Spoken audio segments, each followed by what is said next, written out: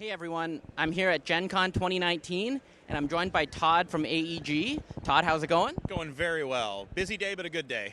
Fantastic. So last year I spoke with Todd, and he showed me a lot of amazing things, and I thought this year we have to record it because, Todd, you know how to talk, you know how to showcase everything, so you're the expert. I'm going to let you take it away and show us what we've got at AEG today. Well, thank you. I appreciate those compliments. Let me show you. So for what we're doing here at the show this year is we're actually focusing on a few different games each day, and we're going to be changing our booth every single day. So what you see behind us is going to be completely different come tomorrow and then the next day and the next day, which is kind of an insane undertaking, I'll admit, but we are going to make it happen. So today we're featuring Edge of Darkness, which was one of our big Kickstarters of this year. It'll be returning to Kickstarter probably around September. Again, for people who didn't get it the first time, there'll also be some new content people can pick up. But Edge of Darkness is a really unique card crafting game.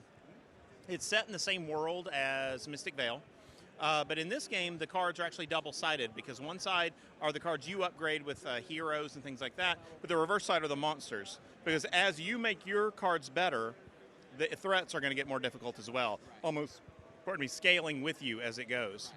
Another interesting fact in Edge of Darkness is that it's a communal deck that you draft cards from. So other players are going to actually get access to the cards that you've upgraded and that you've made better. But if they use those cards, they have to pay you for each use. So you get a benefit out of it as well. It's sort of like the idea is you're hiring your agents out to other people and then getting a benefit from it as well.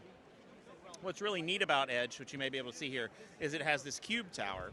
And the way the threats work is anytime you play a card and use an action, it has a number of cubes you're supposed to take from the bag. You drop those in the cube tower. They filter down onto the monsters. The cubes are in the colors of each player.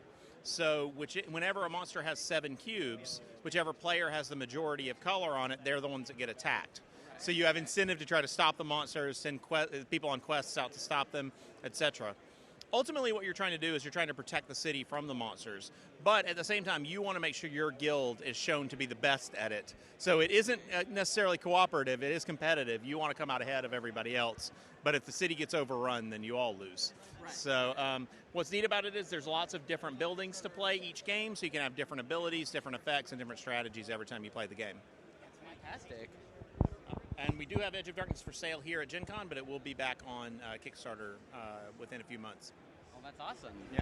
So this is one of the games, and what other games can we talk about today? Well, if we walk right over on the other side awesome. of this wall, because this whole area is all Edge of Darkness. Right. Here we have another one of our new titles. Okay. Atelier. Now, Atelier is a art game where you run an art studio, and you're trying to collect different colors of paint in order to complete paintings.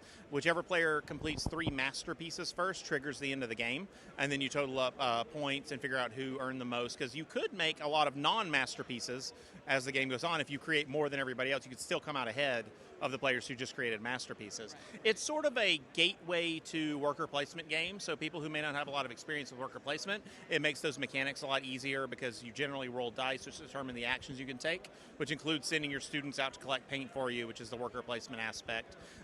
It's not so much the which player gets their first benefit, but whichever player has the most of their students at a particular color gets that color when the paint is claimed. So you do have a little bit of ability to manipulate that. And Atelier is really neat because it features actual art from real paintings. We worked with 4 museums to get the rights to use actual masterpieces in the game, and that one is on sale currently. It just went on sale here, and it'll be in stores right now. Oh, that's fantastic.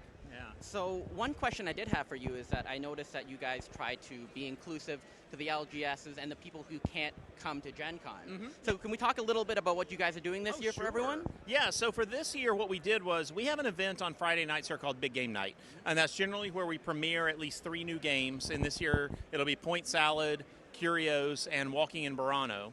And everybody who attends Big Game Night will all get those games for free for attending. They'll learn how to play them that night. Well, what we did to include the local game store is that we did Big Game Night at your store, where stores could pre-order a kit that came with all those games, multiple copies of them for people, that they could then sell and host their own Big Game Night, which they'll actually be able to get those games a month ahead of time, because other stores won't get them until a month later in September when they're in general release. Right. So all the stores that are taking part in that, which your local store may be, you need to check with them. We'll have those games this weekend. Well, that's fantastic. So like you said, we're going to see some new games tomorrow.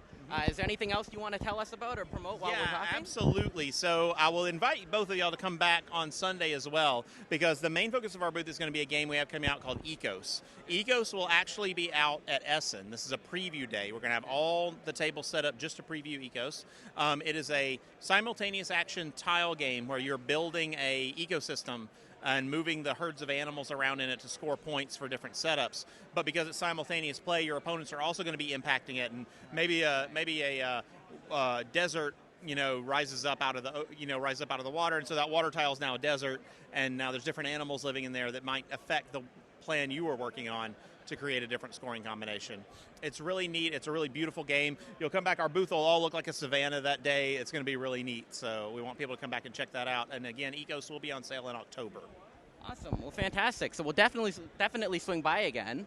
Thank you so much for chatting with me. And if you guys are at Gen Con 2019 right now, you should definitely swing by to the AEG booth. Todd, thanks for your time. Hey, thank you so much for your time. We appreciate it. Awesome.